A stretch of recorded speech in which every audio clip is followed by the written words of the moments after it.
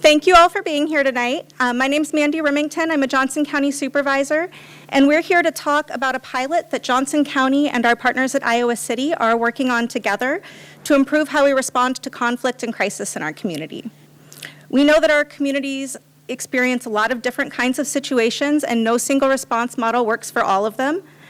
And this pilot, which is made possible by a grant opportunity funded by the American Arbitration Association, is going to expand the range of options that we have available. Field mediators are trained to stabilize situations, reduce tension, and connect people to appropriate resources. The goals of this pilot are to improve outcomes during conflicts, prevent unnecessary escalations, and strengthen coordination among community and county and city services. Tonight, we aim to help you understand how the pilot's going to work in our community, when field mediation might be used, and how it fits into our broader public health and safety systems. To start that off, I'm going to introduce Sarah Nelson, the CEO of Community Crisis Services. Since their mobile crisis team already responds to crisis in our situation with a field model, with clinically informed responses to mental and behavioral health situations, they were a perfect partner in this effort, which is going to cross-train their existing responders to also be able to respond to additional types of calls besides the ones that they currently do. They're just adding to their skills. So I'm going to talk about what you do now and how this will fit in. Thank you, Sarah. Yes. Hello, everyone. Thank you for coming tonight to learn a little bit about this. We're really excited to add more tools to our toolbox in mobile crisis. So I'll tell you a little bit about how we operate now, assuming that nobody knows anything. I know you're all going to have various levels of knowledge about mobile crisis. So we respond 24/7, 365, anywhere in the community that we are requested. People can access mobile crisis through the Your Life Iowa hotline or through 988 currently, and then we dispatch a team of 2 counselors out into the community to work with individuals who are experiencing a mental health crisis. We do not define crisis. I said this morning, and I'm not teasing, that somebody could be over the top about their bad hair day and we would go out because it's obviously indicative of some, distress, and so there's something else going on. So it's a very low barrier service. I'm really passionate about mobile crisis because it is such a low barrier service. It is completely free to anybody that accesses it, regardless of whether they have Medicaid or private pay insurance. Private pay insurance does not cover things like crisis services, so what that means is individuals on Medicaid can actually access these things easier than individuals with private insurance, although individuals with private insurance have no coverage for crisis services. There's not a private carrier in the country that covers crisis services. So we like to make sure that the community is aware that this service is available to anyone and everyone. Nobody is immune from crisis. Nobody is immune from needing emotional support for themselves, for their partner, for someone they love, for their children. So we really try to ensure that the community knows that we're here all the time for whatever reason that you're requesting us. And then we provide follow-up, so we'll call within the first 24 hours, and we'll provide follow-up as needed and as requested to make sure that there's connection with resources. And there are times that we'll go out on repeat calls. In times of acute crisis, we might see the same individual 4 times a month for 3 months. So it's not limited to, we can only go out once per month. So it truly is a client-centered service that is available all the time at no cost. It's a really exciting program to be a part of. I was previously at Foundation 2 before Community, so I've overseen mobile crisis in Eastern Iowa for about 10 years at this point. I do not know of another mobile crisis program in the state of Iowa that has trained their crisis counselors in field mediation.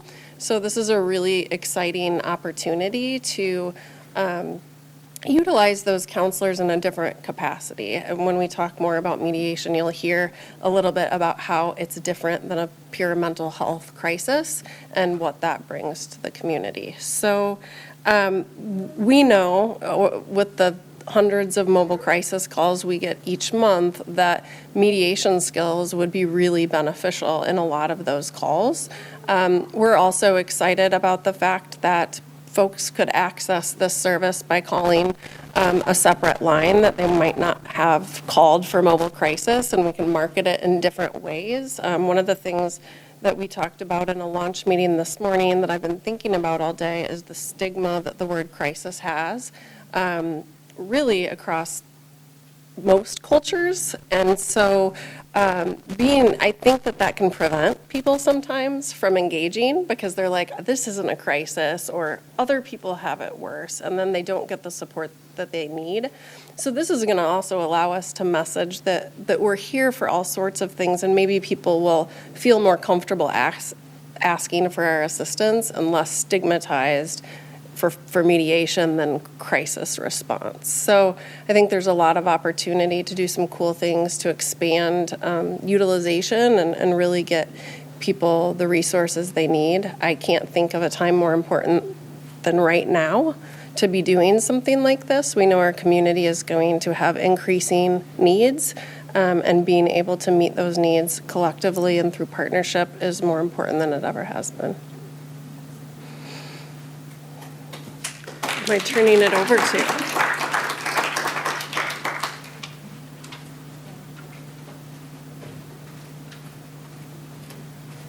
Good evening. Can you hear me? Okay, my voice doesn't carry very well, so just wave me down if I'm not being loud enough. But thank you all so much for being here, and thank you for having us here in Iowa City.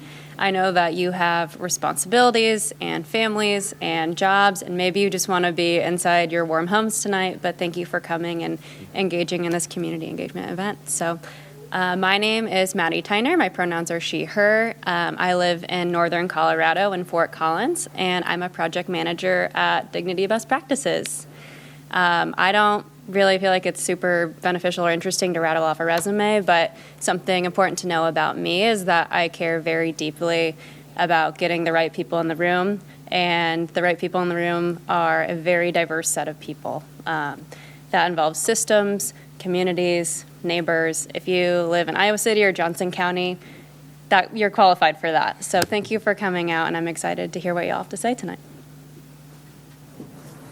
Hello, everybody. I'm Dan Cornfield. I'm the Executive Director at Dignity Best Practices, which is not that large of an organization, so that's not super impressive, but we are excited about the impact we're having as an organization, and we work with cities and counties around the country on trying to help build and improve response systems that are at the intersections of public safety and public health, and that provide the best fit response to people experiencing crisis or conflict.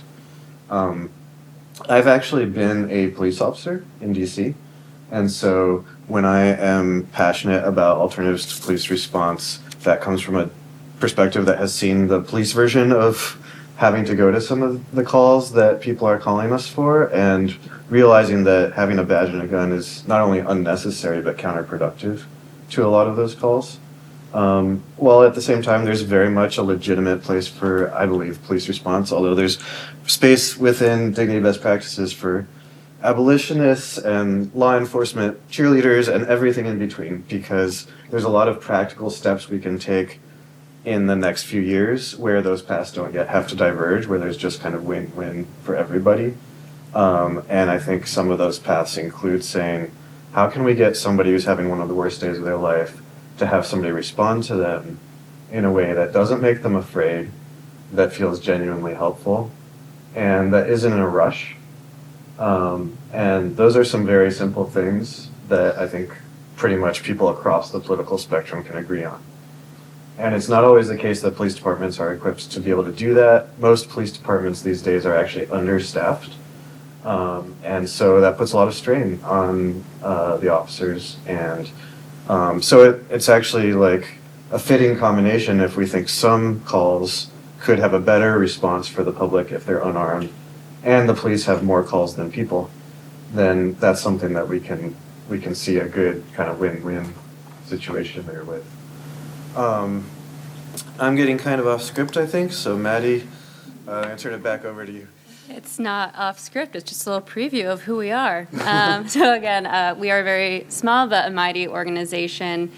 We are a nonprofit consulting firm, and we essentially work in the space where public health and public safety intersect. So areas like behavioral health, mental health, 911 and 988 integration, field mediation, of course, and also mobile crisis response. In that role, we see ourselves as being able to support launching these programs, expanding these programs, improving them. We can offer services like project management, evaluations. We launch learning communities and really get people in the room and talking. And then we also, working groups is also very much our bread and butter. The only other thing I'd add to what Dan said about our org is that cross-agency collaboration is huge to us. Again, that's why I was so drawn to this organization. We really like being conveners and getting people together and having these conversations. So. All right, and I'll pass to Dan for field mediation. Okay. So,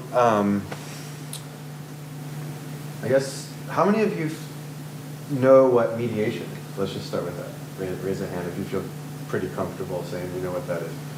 Cool, most of you. But I'll just cover the bases anyways. Mediators are... I'm sorry, could you speak into the mic? Oh, yeah. Yes, thank you. There's a mic. All right. So... Oh, yeah. Sweet.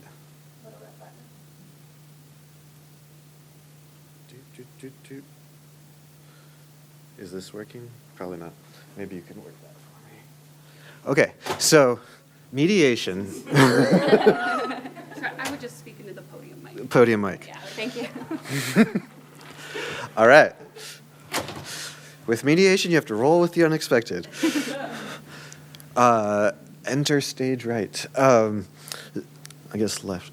So mediators are not, they're not arbitrators, which means they're not making a decision about who's right and who's wrong in a conflict. They are facilitators between two parties in conflict to help them have a productive, useful, and safe conversation. And so a lot of communities have community mediation centers, and it can be kind of a hidden gem. So I recommend finding out who you might have locally. And I'm aware of at least 2 community mediation centers in a 2-hour radius here. One is represented by MSEI, if you want to raise your hand. Annie, is that right? Annie, yes. And the other is in West Des Moines. And they can be terrific resources. And community mediation centers, so double-clicking on mediation, they're not focused just on court-involved disputes. They're trying to also get there before a situation becomes court-involved. So they'll help family members, they'll help neighbors work through conflicts. They'll often help landlords and tenants work through conflicts, things like that. And it's a low-cost or no-cost service that's really public-oriented. So then field mediation is something that is new to the world. It was basically, at least the way that we're describing it in a formal sense, taking formal public calls, 911 calls. It was pioneered in Dayton, Ohio. And they started taking those calls about 3.5 years ago. Our organization was the implementing partner for that project. So we started that about 4.5 years ago and built job descriptions and field protocol and training and everything, helped them launch the project. And then we went away and did more behavioral health stuff. And then we were like, holy cow, 3 years in and it's going great in Dayton. We should spread this idea to more places. So they have a terrific safety record, which is really important. I think a lot of people that are comfortable sending crisis responders to an individual in crisis might say, but going to a conflict call, don't we need the police for that? Because who knows what might happen next, how that might escalate. And that's a legitimate concern, right? I kind of held my breath for the first 3 months in Dayton, being like, is this going to be okay? But it totally was. And part of the reason is that whether you're a mediation responder, a crisis responder, or both, as long as you operate on a consent basis, that is, you're only there if people want you there, and if they don't want you there, you leave, that tends to keep everybody pretty safe, because nobody's feeling backed into a corner that they have to do a certain thing, or else there are certain consequences. So mediators are not enforcement, and we typically don't want field mediators to call the police as an enforcement action. They might have to call the police on very rare occasion for backup for their own safety. But if somebody else is saying, I don't want to talk to you, I want to talk to the police, that's fine. But that person should call the police themselves, because the mediators are not the conduit to enforcement. They're a separate service from that. Crisis and conflict often go together. This is what this slide is about. Basically, when somebody's in crisis, they're beyond their coping mechanisms in some way, or at least that's one way to interpret a crisis. They often start not being fully able to handle their daily activities in normal ways, right? Sleep well, go to work, be confident in their own safety. But they also stress their relationships around them, right? So when somebody is struggling with addiction, for example, they might stay on a family member's couch, but then if they steal that family member's wallet, they might not be welcome there anymore, right? So there are stresses that happen as a cascade from crisis to conflict. And so any crisis response team usually deals with conflict already, as Sarah was mentioning, but we want to help those teams be formally trained in conflict response so that they feel more confident and have more tools at their disposal. Some of the same skills translate super well. So good crisis responders are already great listeners, for example. And being a good mediator also is very much about being a good listener. So a lot of things that are already kind of going to be 2/3 of the way there with a crisis response team. But then there are other things that really need practice, right? So how do I be warm while still being neutral so that the other party doesn't think that by my response to this person that I'm now on their side?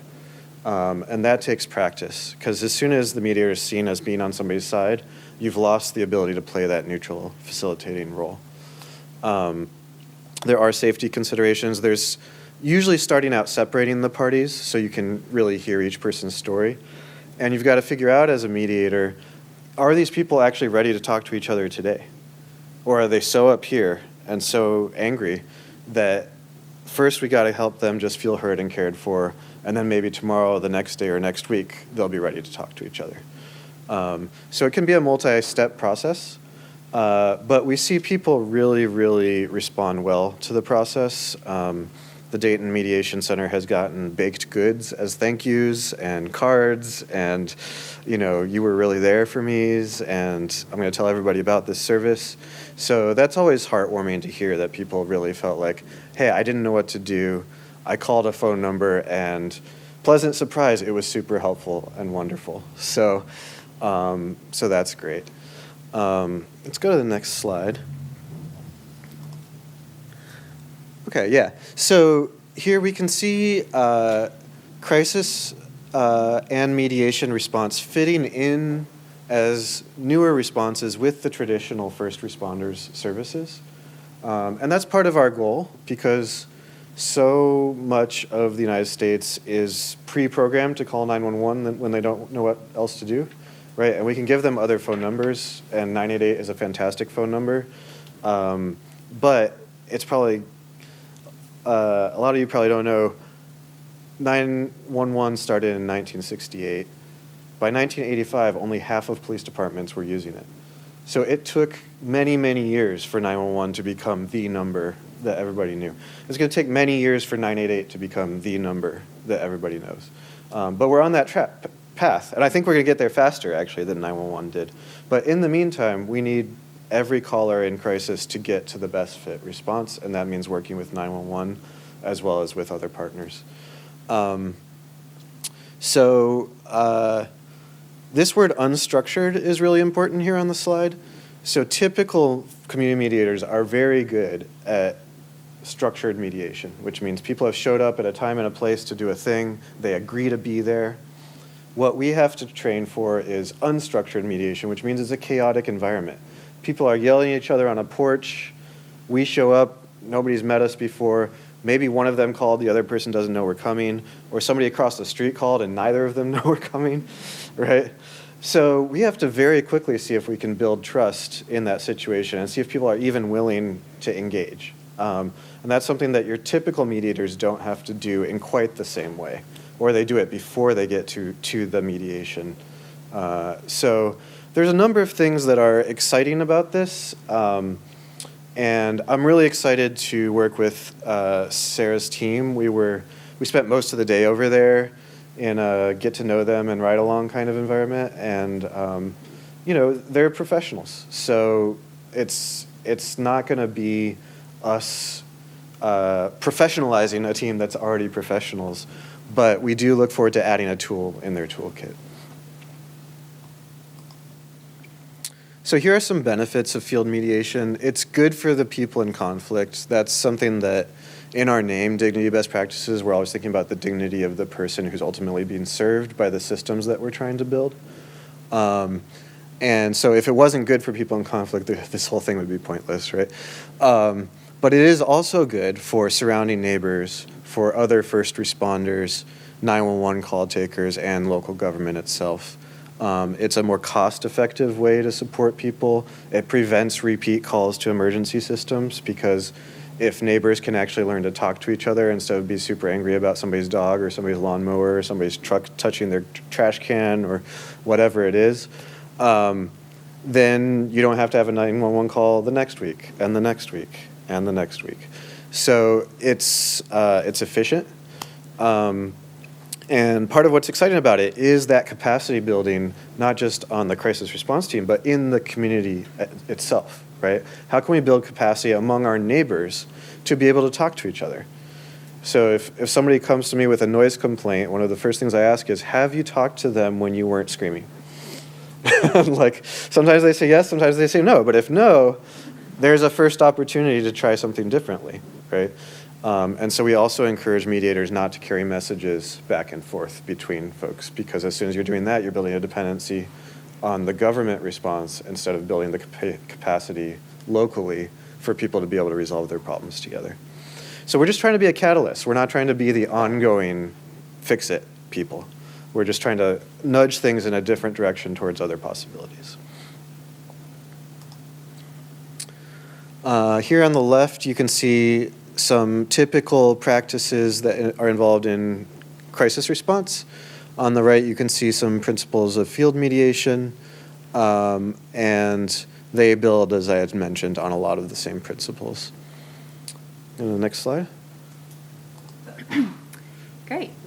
I might need to stand right here so I can get that. Yeah, and before I turn it over to you, Maddie, I'll just say, once we're done with our set remarks, we're going to open it up for discussion. So in case you're hoping to ask questions, definitely get ready to raise your hand, because we will look forward to the interaction more than to our set remarks.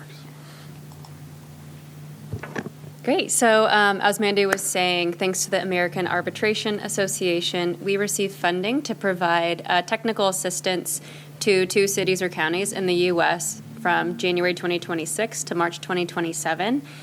We ran a competitive application process, and the 2 cities selected were y'all and the city of Chicago. And I just really want to give props to you guys for putting together an amazing application. I could tell that this was not done by one person.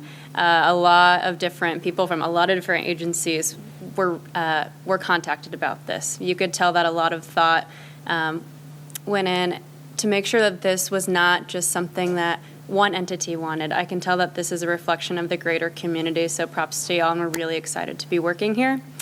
But during this partnership, a few things that we really hope to do are offer our services to, one, get the community team ready and prepared to practice field mediation.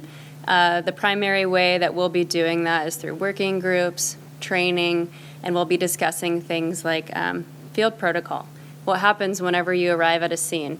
What happens if there needs to be some communication with fire that's already here, EMS is already here, ICPD is already here. How does this collaboration work when we're all at a scene? What happens whenever we leave? Do we want to do a referral tomorrow? So we really want to help you guys craft what this field protocol is going to look like. And we'll also co-create training together. This is something that we want to do with a local mediation center.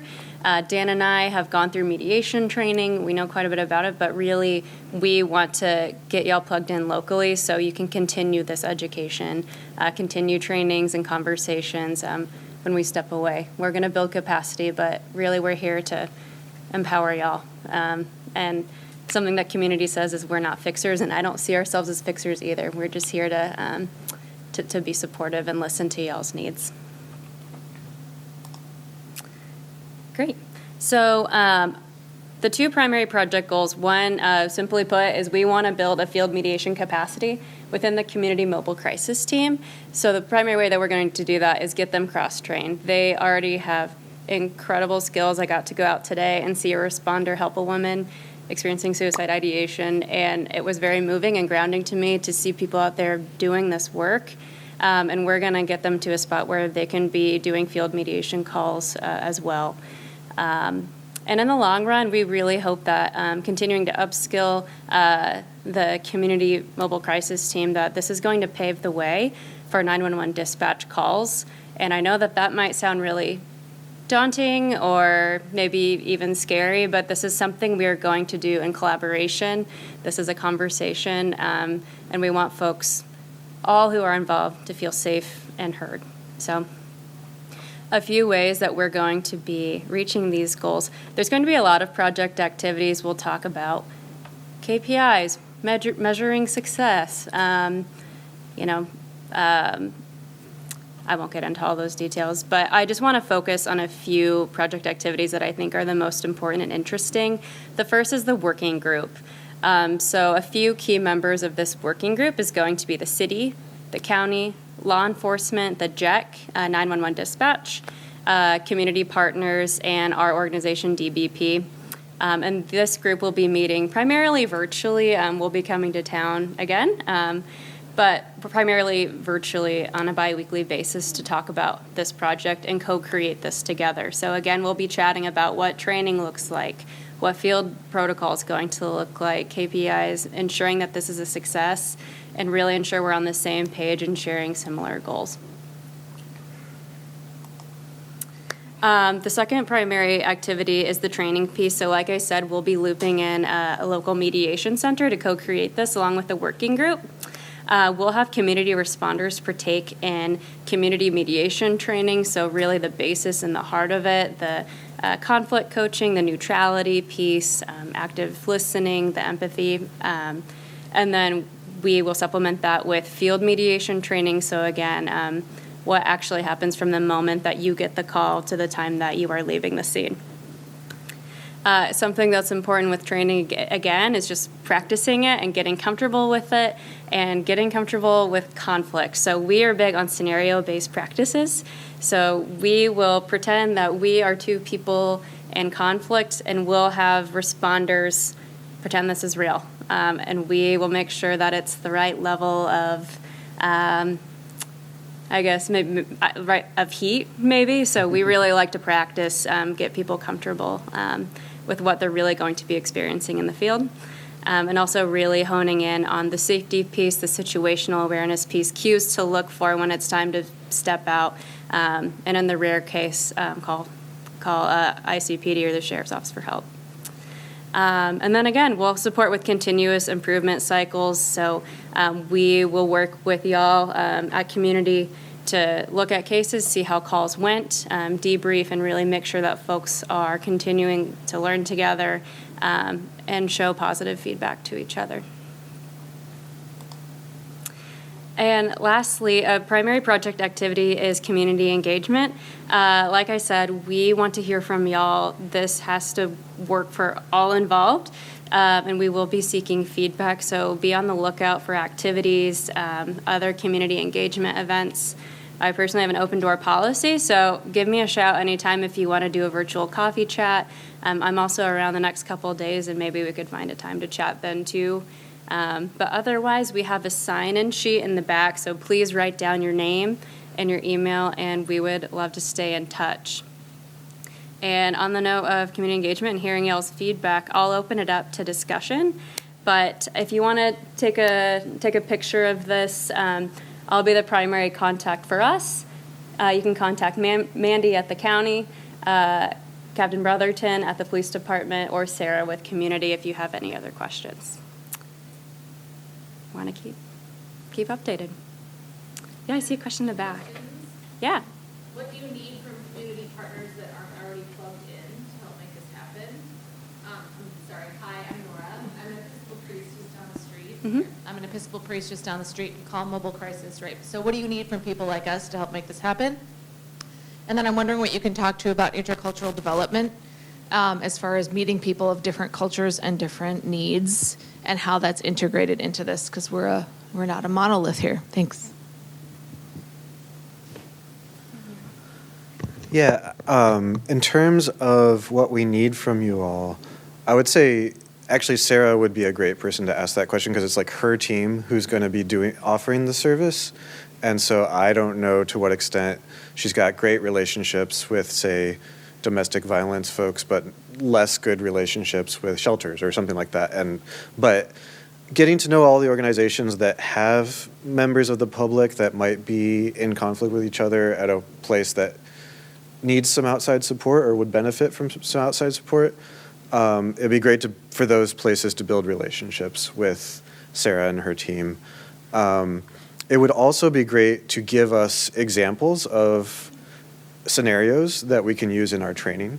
So if you're like, we saw this conflict and then it took this left turn and this happened and it got better or it got worse, all of that can be useful to be like, this is based on a true story as opposed to we just made it up. On your second question was, sorry, I lost track of it. Intercultural, right. So yeah, that's really, it can be a source of tension between neighbors, especially in East Dayton. There's a large Turkish community and there's other large immigration groups. And we were just learning this morning that some of the main language groups spoken here in the area besides English are Spanish, Arabic, and French. Languages are important, and ideally not just language lines, but having people available who can provide the actual interpretation services. I think that's a discussion that got started this morning. It would be great. Potentially, one option is to put together a list of volunteers that could support with that on kind of a shift basis, knowing that you won't be called all the time, but sometimes, and could you make yourself available? There might be other ways to do it as well. But obviously being able to communicate is important. But the cultural aspect is also super important because the same words don't mean the same things to different people, right? And something that might seem like a really supportive insight to one person might be insulting to another family.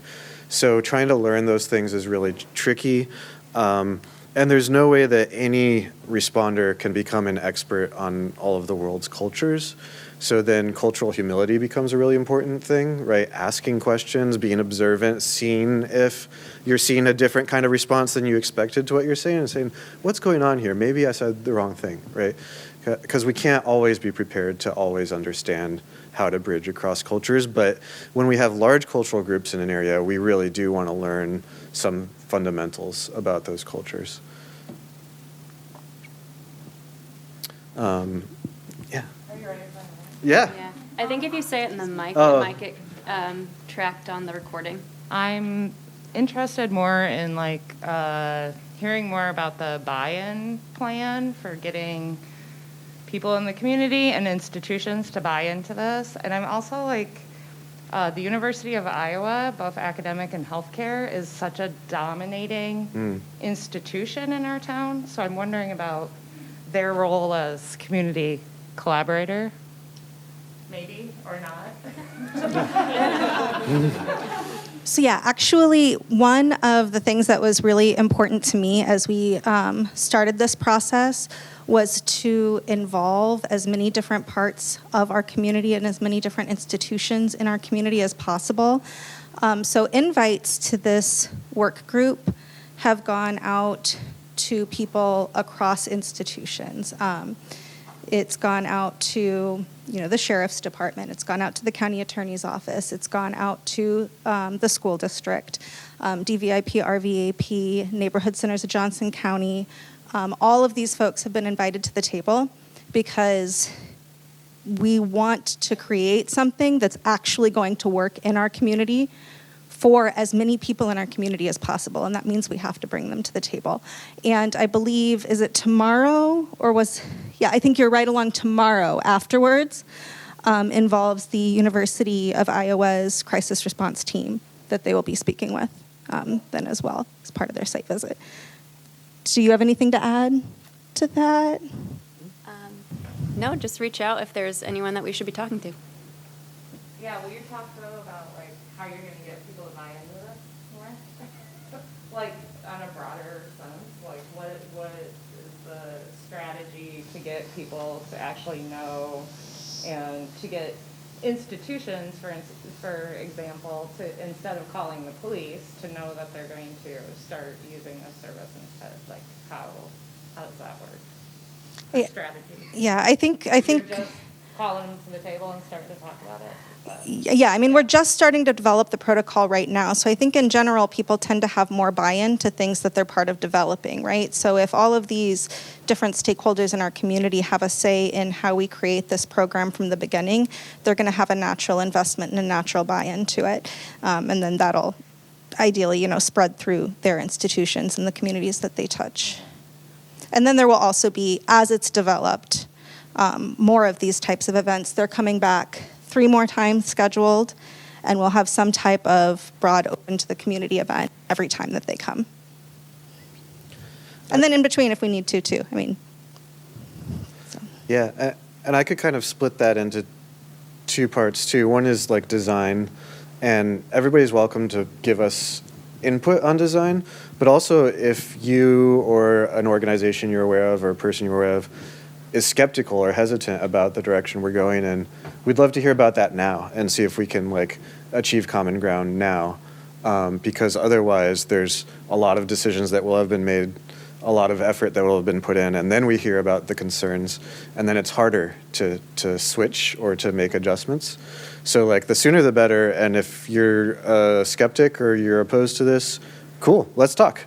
Let's talk about it as soon as possible, really. And then there's, okay, the capability has been built, we're ready to launch. How do we let people know that this exists? And getting out the word, it's all the ways that you would typically need to get the word out about anything. And I'm excited that that'll be a new push for people to be aware of community crisis services also, right? Because a lot of people might not know, oh, I had a death in the family, but I don't feel comfortable talking to my family member because they grieve so differently than I do. Can I talk to somebody? And Sarah and her team would be great people to talk to, or 988. So it's not just about getting the word out about mediation services, but it's that too, right? This is a new thing. If you and your neighbor are constantly annoying each other, or roommates, or this unhoused person keeps walking into this store and sitting down on the floor, what does the shop owner do? If we want to take a route that's not enforcement-based for that might be more durable as well, this will be a great service. So we'll want to ideally try it out a little bit more softly at first, work out some of the kinks, and then really shout about it, right?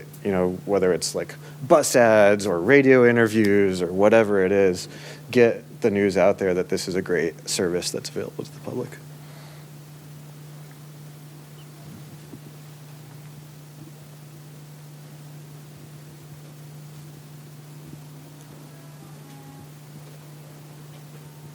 Hi there.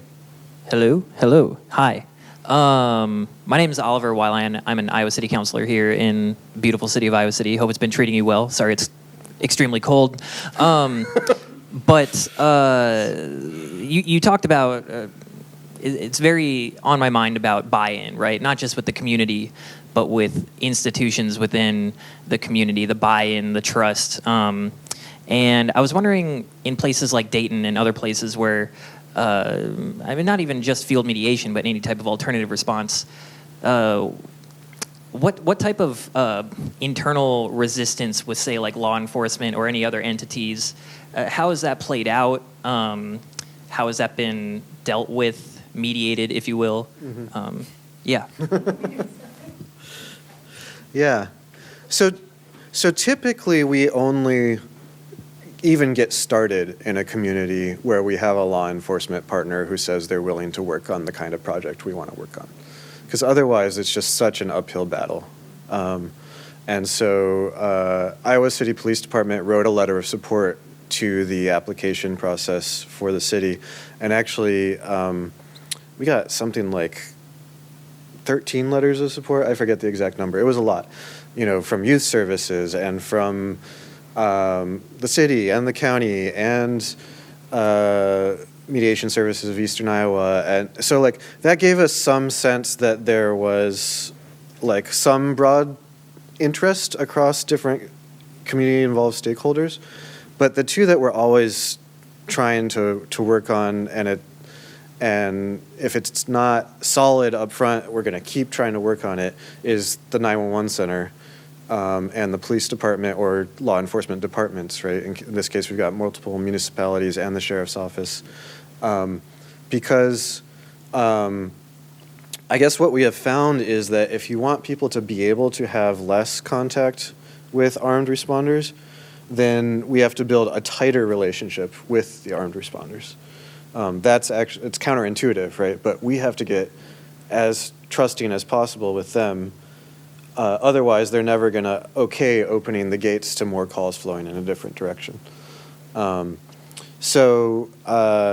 Examples of that, we like to go on ride-alongs, and we encourage also you guys to go on ride-alongs with each other. We're going to encourage the police tomorrow to go on ride-alongs with Sarah's team, and vice versa if Sarah's team hasn't been on police ride-alongs, because you gotta learn about each other's perspective, right, and how those work. In the case of Dayton, we had I think he started out as lieutenant, captain, I forget. I think of him as Major Melson. Major Melson was our police department representative on our working group, and he, about 3 months in, said, I'm going to be honest, I just came here to nod and smile because I was voluntold to do so, and but having seen the seriousness with which you guys are building the protocol and considering the scenarios and all the concerns and how much attention and effort you're putting into what you're building, I'm a convert. I believe in this now. So I'm going to tell my people back at the police department that this is good for us. And my guys don't want to go on these calls oftentimes anyway. They just want to know that it will be handled reliably, right? Because it's annoying to go through a different circuit and half the time it doesn't work, and then we have to go anyway, and it just takes longer for the whole situation to be resolved. So police typically are supportive if they can see that it's a reliable response and that it's a safe response without them having to be there on scene to ensure the safety of the situation on a regular basis. They're happy to come sometimes, just like they would for EMS, right? But they don't want to. If they have to come all the time, then it's pointless, right? You're dragging out multiple resources.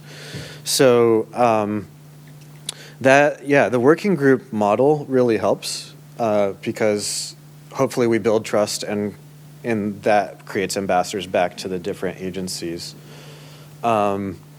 We had. I would say also stats once it gets started, right? So once we delivered our 3 months in the field report to the city commissioners in Dayton, the police chief was there and he said, I would be happy for the city to hire more people onto this mediation team because he saw that it was good for his team, right? So to some extent the proof is in the pudding, and you're not going to be able to get that kind of buy-in until you actually experience it together. Also, there's a delicate balancing act for these teams not to be seen as police light or part of enforcement, but they can be supportive of the police. So we were talking about languages earlier. The mediation team usually had one or more Spanish or Portuguese speakers, and they had radios, and the police would sometimes call them to come translate for the police. And that was actually a good thing as long as it was clear that they weren't participating in an arrest or something like that, to not blur the lines of whether this is an enforcement team, because it meant that the police officers got to know the mediators and got to see them as part of the broader public safety team. So that kind of interaction can be really helpful. Other questions? Anybody think this is maybe not such a great idea and want to be brave enough to ask a challenge? Yeah. Okay. Against this marriage. No. That's not what I'm saying. So my question to you is, the examples you have given are neighborhood disputes, de-escalations in regards to nuisance calls as such. What happens when you are called to something that has the potential for escalation and violent conflict? How does that fit into your plan? Yeah.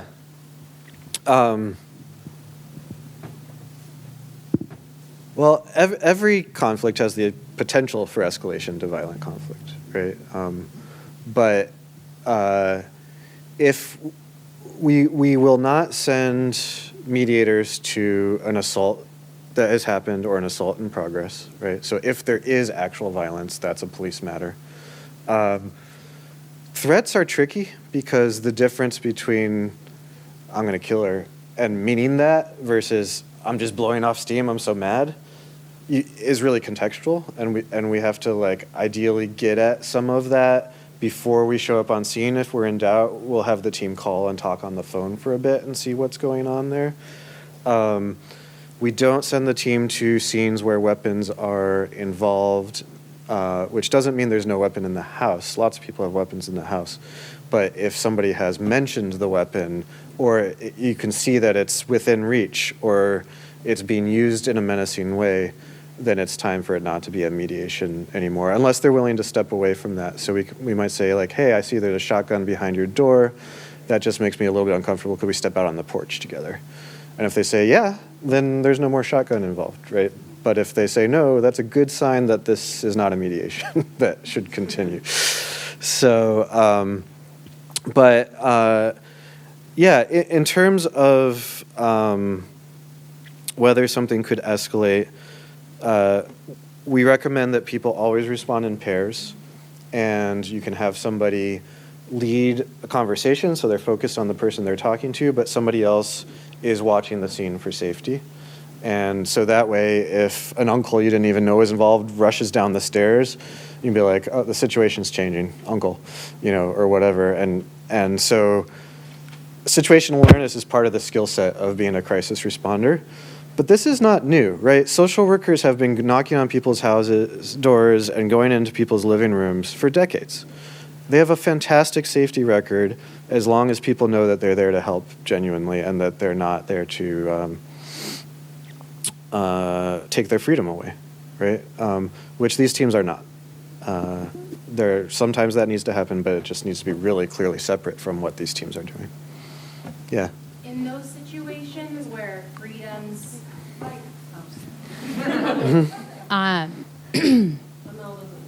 yeah, I was gonna say I don't need this.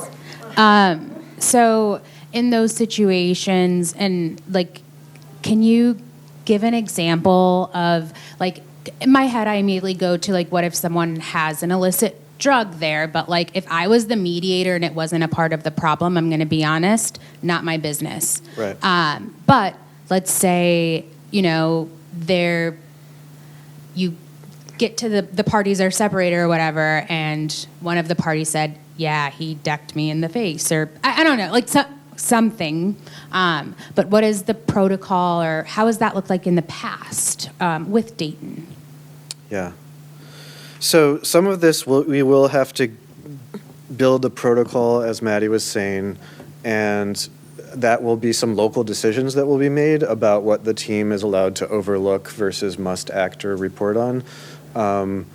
Sarah's team are already mandatory reporters for things like child abuse and neglect or probably elder abuse. And so those things would still be in place. But generally speaking, if it comes out that somebody like shoplifted or something, that's just not what the mediator is there for, right? And if somebody else is like, and I want to press charges, you can say like, that's your right. You can call the police separately. But separately from that, we're here to say, is there a relational issue that we can help you resolve? And I like the way you verbalize that, like Mhm. distinction too. I think that's really important.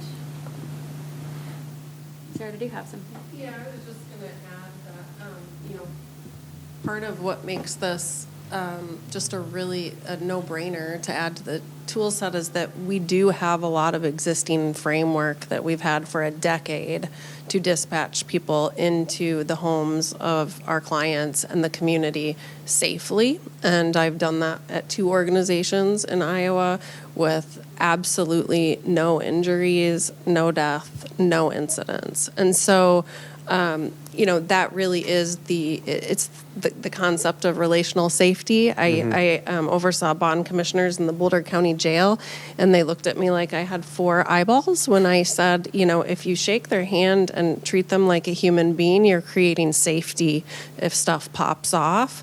Over, a number of years working with them, they started to see what I was talking about, but they had always seen it through that safety lens and not that relational lens. And so I think that there's a track record there that we can look to, that we know we're going into the community, into people's homes that might be seen as violent in other situations, might have assaults on their record, but that doesn't mean that it's not safe for us to go out. We currently do the screening for weapons and, what's the scene look like. And then most importantly, because I think people worry about this, is even though our goal is always diversion from law enforcement and hospitalization if it's not necessary, that doesn't mean that there's not protocol to escalate to law enforcement immediately when the situation calls for it. So with mobile crisis right now, we're able to divert 97% of all calls from hospitalization and law enforcement. That other percentage is either going to the hospital for an inpatient stay or we had to call law enforcement based on the situation on scene. That's part of the beauty of this, is that we already have a lot of that training, that dispatch infrastructure, protocols that we've used that we can build off of. And so I think that's important to know, just because this isn't completely reinventing something new and scary in the community that we're not already doing. It's bringing a different tool to the community and letting people know that this is available for a wider range of circumstances than maybe they would have thought for a mobile crisis call. Yeah. Another thing about safety is like people don't usually stay maximally escalated for more than like 5 minutes.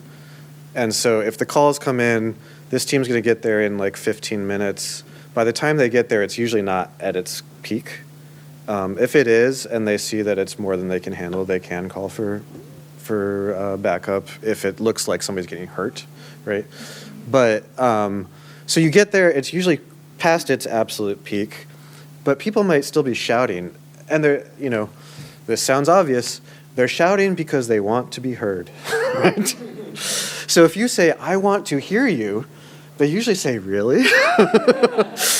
Because I want to tell you all about it and how unreasonable this person is being. And that stops the direct confrontation, right? Because somebody wants to listen and they wanted to be heard. And so that was actually one of my concerns with this kind of programming is, are people going to say, go away, I called 911 because I want the police, because I want somebody to force them to change what they're doing, not to talk about my feelings. Turns out, no, people love to talk about their feelings. People really want to talk about their feelings, even people who are big, tough, angry people. So people want to be heard, and that can really divert the energy of the situation.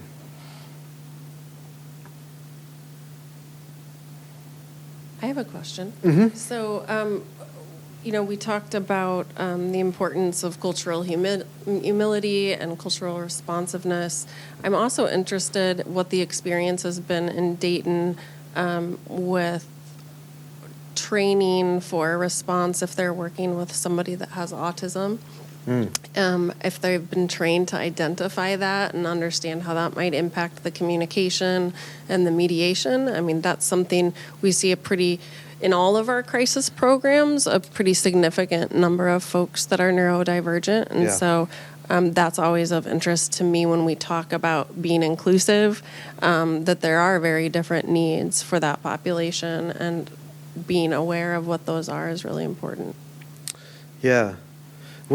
When we helped start the Dayton program, it was a little bit different than this because it wasn't an existing team that we were just cross-training. It was a team we were building from scratch, right? So we had to make sure they had all the trainings, the trauma-informed care and the cultural competency and CPR and like and most of those things are probably things that Sarah's team already has, but sometimes there are gaps in that, and we can talk through just what we would hope any field team would have as trainings and see if there are any gaps. Intellectual and developmental disabilities are a really important thing to train response teams on. So, and there's probably a local partner who's quite competent at offering some training in that. So we would just want to try to make those connections. But absolutely, and a lot of times families will also make their kid known to the local police department as an autistic kid because they want to head off any misunderstandings, right? Like if the kid is going to start yelling in a public space in a way that's really agitated. And by the way, I hate the way the word agitated is used as if it were the same as violent, because it's so it's not, right? It can be, but then let's talk about more specific words, right? But agitated often is just a coping mechanism of some sort. So it can be really helpful for any family with an autistic person that is at a certain level of unpredictable or predictably socially unusual behavior to get to know the response community and have them know them as well. Like that can be helpful. And then they're like, oh, that's Jared, hey, Jared, as opposed to like, what is that guy doing? And do I need to call for backup kind of thing, So, but we are not specialists in IDD. We do think it's super important and want to make sure that teams are connected to those specialists.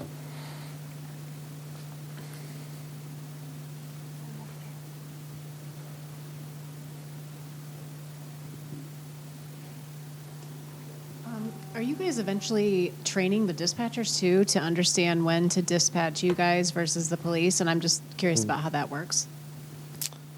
Possibly. There's some of this that we're not quite sure how quickly it'll evolve. We have 15 months of support for the city and county. So if they're ready within that 15-month window, we could be willing to do that.